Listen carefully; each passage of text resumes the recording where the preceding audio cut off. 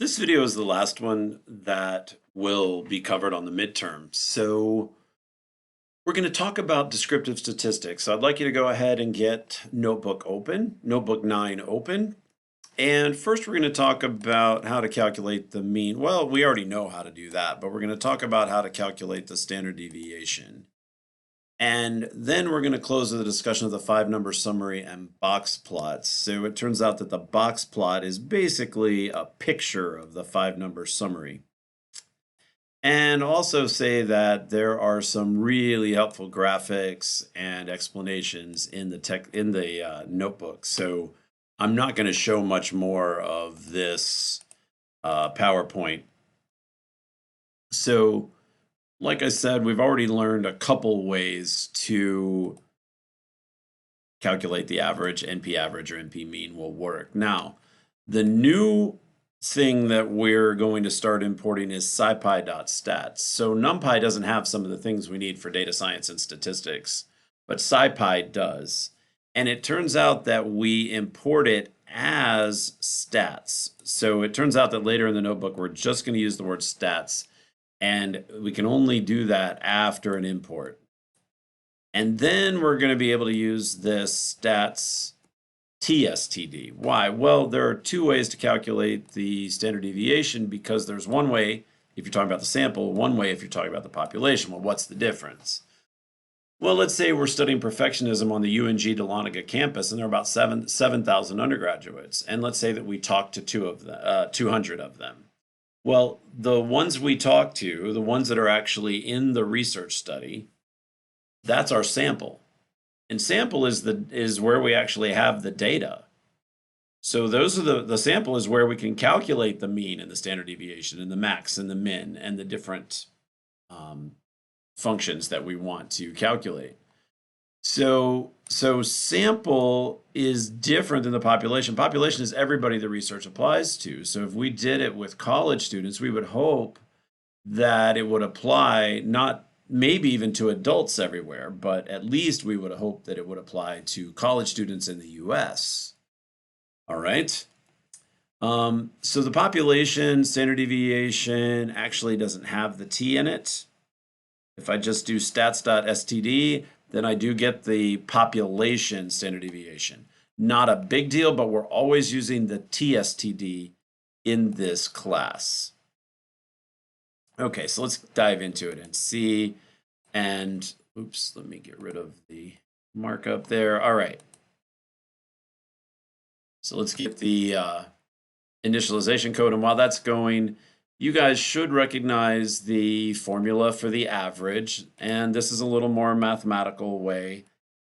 Instead of having all the plus signs, the capital Greek letter sigma is the summation symbol for math geeks. Okay. And this is just calculating the average.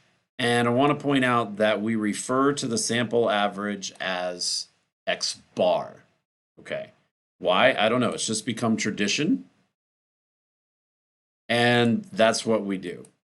And you can think of the mean as the balancing point in a data set. So if each of those blocks weighed exactly the same amount, then the little triangle where the mean is shown would be the balancing point. And one has the axis labeled and one doesn't have the XY coordinate axis in there. Okay, it's the same animation. And again, NP mean or NP average will both work as long as the data is an array. Okay, so here we go, values. We've got these 4 values, and now they're an array, and we can divide them by 4. And I'm getting the same error message popping up that was, or message that was popping up before. Sum of the values divided by the length of the values. This is the sum of all the numbers in the values array divided by the number of numbers in the values array. So this should be the average, which you can see it is in fact the same as when I do NP average on the values array or NP mean on the values array. Now here's a little larger data set. And notice that this histogram is not particularly informative, although it's exactly what the numbers are. We have a bunch of 2s, a bunch of 3s, and a bunch of 9s, and not much else, which is what the histogram shows. And the average for the new values is 4 1/4.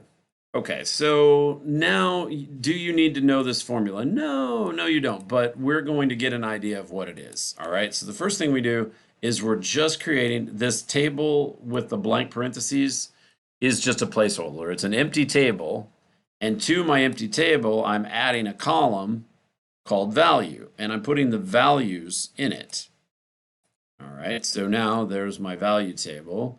And I can do NP average. Now notice that I actually have to pull this out as column. Why? Because I need an array. An array needs to go into NP average. All right.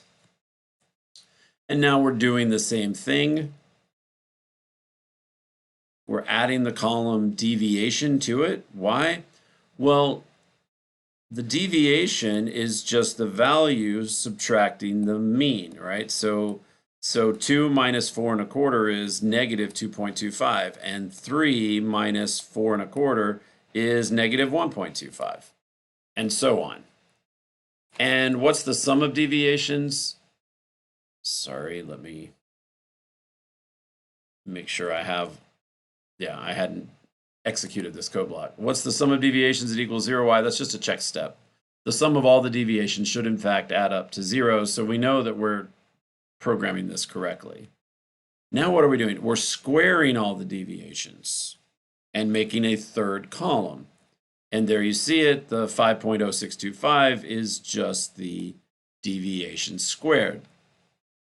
Okay, why am I squaring all the deviations? Well, I'm going to sum them all up. You can see the sum of the squared deviations column divided by the length of the squared deviation column minus 1. So this is the dividing by n minus 1 bit. And so we're basically taking the average of the squared deviations, and that's called the variance.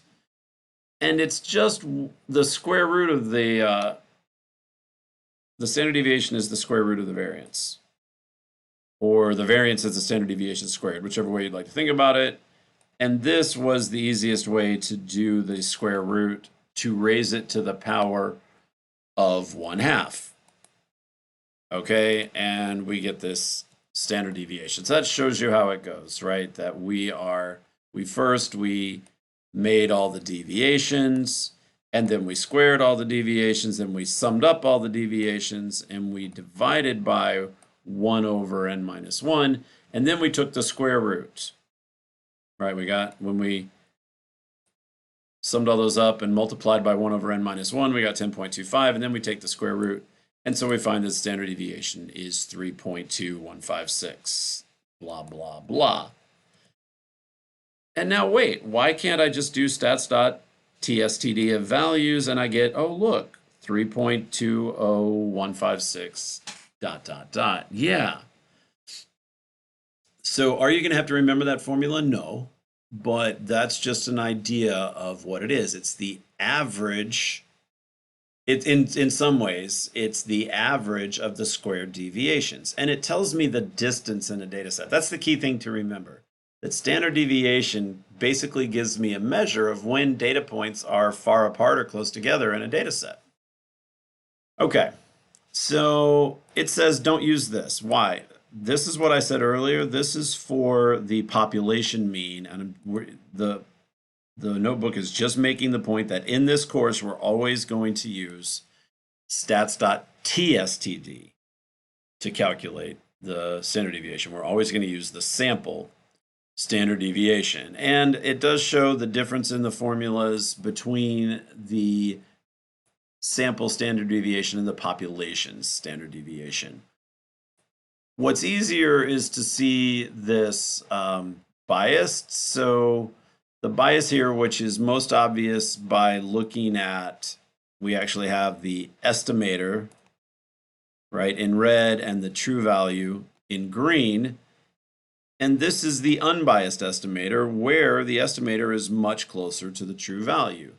This one over here on the left is biased, on the right is unbiased, okay? So this is on the On the left is the population average, and it just is less accurate. That's all we're saying, and that's why we use it. That's why we use this one, the one on the right, because it's going to be more accurate. And this is just, you can just see why in this one. Now let's talk about Chebyshev's bound, because it's not covered in the material on the midterm, so I am not going to talk about it in this video.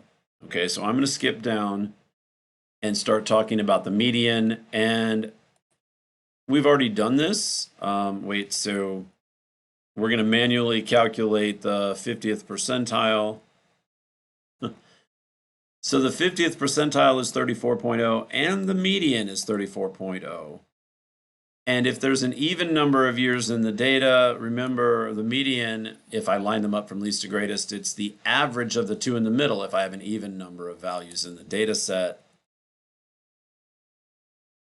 And it still comes out the same, whether I do NP median or whether I calculate them by hand. But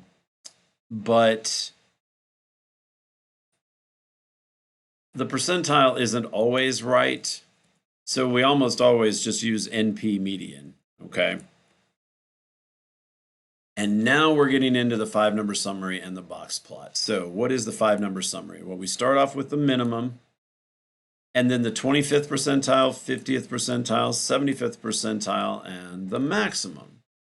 Okay, and then these are names that are traditional. For the 25th percentile, we call that Q1, or the lower quartile. And Q3 is the 75th percentile, or the upper quartile. And why do we call them quartiles? Well, if you think about it, the bottom 25% of the data is between the minimum and 25th, and between the 25th and 50th is another quarter of the data, 25%. Another 25% is in here, and another 25%. So basically, the 5-number summary just divides the data up into 4 sections that have an equal amount of data points. They all have 25% of the data points in them. Why is that important? Well, you'll see in just a moment. Let me get rid of the markings. All right. And here, they're actually calculating the 0th percentile, 25th percentile, 50th percentile, 75th percentile, and 100th percentile. Why? Well, that is the 5-number summary. And let's talk about a box plot. The box plot has 5 horizontal lines, right? The maximum and the minimum. And this is Q3 at the top of the rectangle, Q1 at the bottom of the rectangle, and this, I guess it's orange or red line in the middle is the median. So the box plot is a picture of the 5-number summary, right? And what have we got going on here? Well, we're just going to show a graphic of what all the numbers are. Okay. Now, it turns out that a lot of these box plots show outliers. And how does it do that? How do it know? Well, it uses this formula for IQR. What's IQR? It's just Q3 minus Q1. Okay, that's not that bad. So we take the 75th percentile minus the 25th percentile. And so here my interquartile range is 30.25. Notice that stats.iqr actually calculates it for us. So I can do it by hand using percentiles, or I can just ask for the IQR based on a certain array of data. Okay, and what are we doing here? Again, it's just showing a nice display. The IQR is the difference between Q3 and Q1. All right, now favstats. We're going to take a break. We're going to come back to the box plot in a minute, but favstats is great.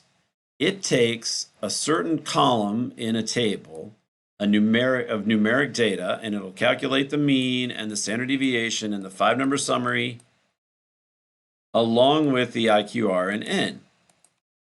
Okay, and here it is. We've done favstats on this values data. And look, look at this. By the way, it works on a table, so we turned that array into a table. And look, we just have a beautiful printout of all of these statistics. By the way, what is a statistic? A statistic is some number you can calculate from a list of numbers, like the mean or the standard deviation or the minimum or the maximum or the percentiles. All of these can be statistics. Okay? And now it's showing us how to do this with a much larger data set. Okay. And sorry. And you can see that it's marked a ton of these compensation values as outliers. But again, it does that. This is Q3 plus 1.5 IQRs. That's how I get this upper fence. And this lower fence is Q1 minus 1.5 IQRs. Now, why is there a difference in size? Well, 0 is kind of cutting off this box plot to the bottom, so we don't really see the whole thing, or that tail would in fact be longer. Okay, so now we're going to take, these are the compensations, sorry, let me show you. These are the compensations of every government employee in San Francisco. Okay, and these are the different groups. You know, there's community health and there's culture and recreation. You can see the different amounts that of average compensation for the different groups. And obviously, some people are getting paid more. So that's why we're sorting based on total compensation mean and descending equals true. Why? Because we're going to get the highest paid people at the top of this chart and the lowest paid people at the bottom. So the public protection folks we're making a good amount of money. But down here, the culture and recreation folks are not getting paid nearly as much, less than half as much. Okay. Now we're going to do a group based on organizational group, and the function that we're going to use to calculate is the sample standard deviation. And I don't know where I failed to hit Shift Enter, but it's complaining. So I assume it's, yes, something hadn't been initialized up above in one of those code blocks. Okay, so now we have the total compensation standard deviation. And now we're just getting a count of the people in the organizational group. And now we're going to sort based on the total compensation max. Why? Well, we're no longer just getting the average, we're getting the maximum from each group. So of the 8,311 folks who are in community health, what's the maximum amount that one of them is paid? All right, so if we group all of these based on the maximum amount and then descending equals true, these are the highest paid individuals in the data set. And then we do the exact same thing, but with the lowest paid individuals in the data set. Okay, and you can notice they're very different numbers. And then finally, the thing that we're going to do is, you remember I talked about fave stats up above. Group stats is even more amazing because it takes a grouping variable like, you know, year in college, freshman, sophomore, junior, senior, and it takes some numeric data and it splits up the data based on the group, and it produces fave stats for every single group, which is lovely. Let's see what this one does. Okay, so this is going to do group stats based on organizational group. And total compensation is the numeric variable. So you can see the average that people get paid here. You can see the max. You can see the min. You can see the 25th percentile, the 75th percentile, the median. We've got all these along with the number of individuals. So group stats is amazing. All right, and we'll use it a lot going forward to get all of these statistics. So organizational group as a variable, it's said to have, I think there are 7 different levels. So every different option for a category variable is called a level of that variable. And there are 1, 2, 3, 4, 5, 6, 7. Yeah, so this organizational group category variable has 7 levels. And group stats creates a favstats row for every one of the 7. And now we have the flights for United, and what's interesting is the delays. They're basically just tracking the delay, and they're also tracking what airport. I believe H&L is Honolulu. STL is St. Louis, SAN is San Fran, right? So you can see all these different airports and what the average delay is. Excuse me, what the delay is. Okay. And overall, the average is 16.6582, and the median is only 2. Okay.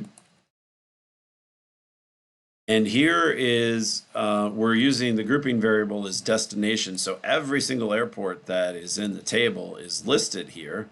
And then we're sorting based on the number of flights that went into that destination. Okay. And so you can see that group stats is extremely powerful, but it can also produce so much data and so many different statistics that it's sort of hard to sort out and to sort through. So here they're going to sort based on the mean to show what the lowest, sorry, give it a second. Yeah. This, remember, dot show with the empty parentheses is show all. So it's got every single airport listed, and it's sorted based on the mean. Okay. And I don't know what SAT is, but PIT, that's Pittsburgh. And they had an average of 9.8 minute delays over 92 flights. And again, you can see tons of information in this. And all we're talking about now is outliers. So there's 2 different ways to determine potential outliers. One of them says this, hey, if a data point is more than 2 standard deviations above or below the mean, call it an outlier, or at least a potential outlier. And then if I use 3 standard deviations above or below, I'm definitely going to think of that as an outlier. And so we tend to use the 2 standard deviations above or below cutoff to regard things as outliers in smaller data sets, but in larger data sets, we have to use this one. Okay, method 2 is the IQR, and this is what I was saying about the interquartile range.